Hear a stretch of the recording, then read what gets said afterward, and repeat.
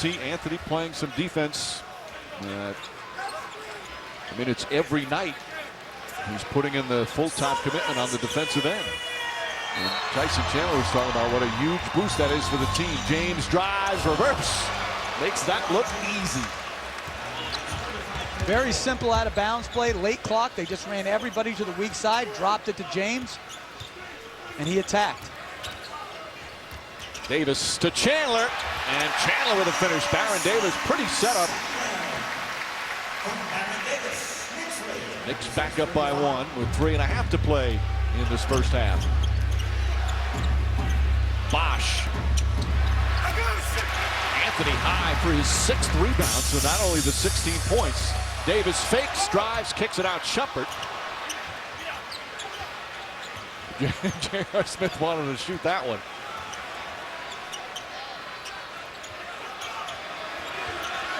Inside to Chandler, great look. And the Knicks go up by 3. And that's the pressure Carmelo Anthony puts on your defense. Bosch came over to give early help before he had dribbled it. Chandler wide open underneath the basket. Carmelo Anthony leads the team in the first half in scoring, in rebounding, and an assist. As Shumpert picks up his 2nd foul. And we'll have a timeout. Well, when Carmelo Anthony is isolating, as he does here, every team in the NBA feels under extreme duress. Here, Wade squares him up. Bosch comes up over early. And basketball last couple of weeks leads the team in scoring, rebounding, and assists here in the first half. His defense has been impressive recently. Tyson Chandler has certainly noticed. Carmelo's been playing great defense of late, and he's really stepped it up. I think he's really understanding that, you know, in order for us to get over the hump, he has to lead, you know, defensively. Guys have to really see Carmelo getting after it out there, because if they see Carmelo getting after it, you know, defensively, you know, the rest of my teammates are definitely going to follow. High praise for a guy that puts defense first. It's certainly one of the candidates for Defensive Player of the Year, Tyson Chandler, who has really changed the culture defensively here this season. Who else would be in that conversation for Defensive Player of the Year? The guy that just shot the ball. How about Serge Ibaka?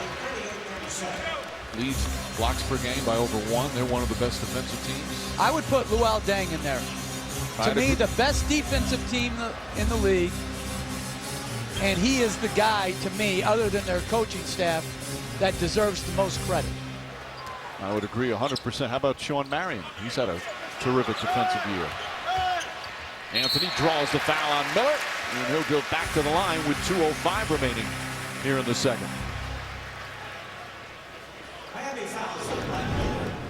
Well, the Heat have only scored 8 points, and this is a tough shot. Driving right, trying to square your body up, and he nails this. But if you're New York, you're happy with those type of shots. Against the Heat, you've got to keep them off the line and out of the paint. Anthony will shoot double-figure free throw attempts in the first half after this next one. Chandler will sit down. Has the 2 fouls. Jeffries comes back in. Shane Battier returns from Miami. But you'd put LeBron James up there too, right? Candidate, Defensive Player of the Year? Sure. I mean, when you win, to me, he's going to win the MVP, and he should. I just have never thought of it like that. He could sweep that and Defensive Player of the Year. He's your MVP. You're already settled on it. Wade, nice move from Wade. Reverse won't go, but a foul. Pretty play from Wade, and he'll get back to the free throw line. Well, I've thought James this year has been the most valuable player, maybe the most outstanding player, but I think the Heat's most important player is Wade, if they're going to win it all. I just think when he is playing great, they're more difficult to deal with. Certainly Kevin Durant right up there in consideration. Listen, you could pick either one of those guys, and you would be... Right, you can't argue. Can't argue with that. By the way, the Heat, as much as they probably can't catch Chicago, back 3 in the loss column, for the best record in the East. They're still only a game back of both Oklahoma City and San Antonio, a game back in the loss column. Because who knows if the Heat get to the finals and play Oklahoma City or San Antonio, if they get to the finals. Home court advantage so huge, especially the way we've seen the Heat play on the road this year. So every game's still important for Miami, even though they're probably locked into that second spot. Anthony puts it in. 20 first half points for Carmelo Anthony. When he pulls up, look at his balance. Look at that balance down the other end as James now with 13 points. Again, Anthony now 7 of 13 from the field. He's got 22. He's out there smiling, having a grand old time. Wade fires away. That won't go. Anthony with his 7th rebound. Doing it all for the Knicks here in the first half as we come up on a minute remaining. Spinning against Battier.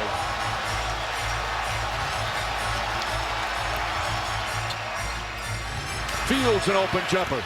Short. Good boxing out from Wade. Wade on the drive. Looking. Jones fake. Jones. That's a three. James Jones with a nice fake to get rid of Landry Fields. Great patience by Jones. Great pass by Wade with the left hand.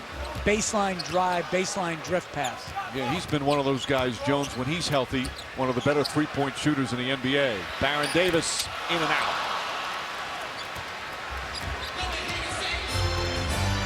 Strong first quarter for Miami. Terrific second quarter for New York. And we're all tied as we wind down the first half.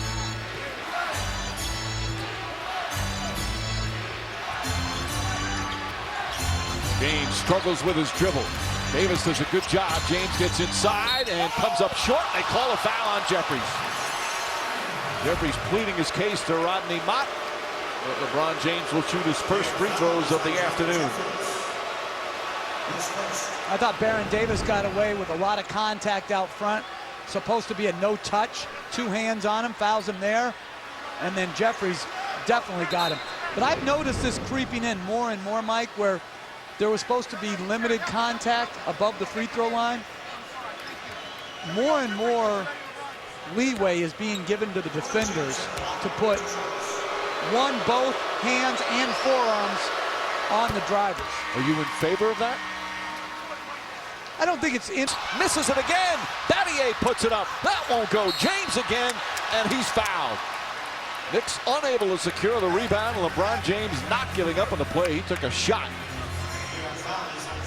Well, Carmelo Anthony tried to face guard block out Battier. Battier was able to get the tip. No one blocks the shooter. Battier gets another attempt. Mike, free throw rebounds will drive a coach to an early grave. It just, to not block out the shooter or Battier, it's just a lapse in concentration. See, to me, Carmelo Anthony's got to block him out the conventional way, and Battier doesn't keep that ball alive. The free throw shooter has to wait till the ball hits the rim. Everybody else goes on the release. And as James goes 1 of 2 again. J.R. Smith's going to try and heat it. 3/4 up. Oh, he almost put it in. That one right on target as the first half comes to an end. And what a half for Carmelo Anthony. And LeBron James as well. The star players having big first halves. Wade had 12 of his 14 in that first quarter, when the Heat went up by as many as 11. James a strong second quarter. And Carmelo Anthony a superb first half all around, with 22 points, 7 rebounds. But it's LeBron James' team that's leading right now, so he gets to talk with Lisa. Thank you, Mike. LeBron, you guys were up 11 in that first quarter. What changed in the second? We missed shots. We was 1 for 7 to start the second quarter, and they started to make shots. Their bench came in and gave them a good spark, but we're up on the roll, and that's good. For them, 22 points out of Carmelo Anthony in that first half. I know you get the defensive assignment against him occasionally. What do you got to do differently in the second half? Nothing. I mean, he's making contested twos. That's what our defense is built around. He had a few drives that we're not too happy about, and he got to the free throw line a couple times. We're not happy about, but those last few bombs, we're okay with that. If he makes contested twos all night, we'll be all right. All right. right, thanks for your time. Mike. All right, Lisa, after the break.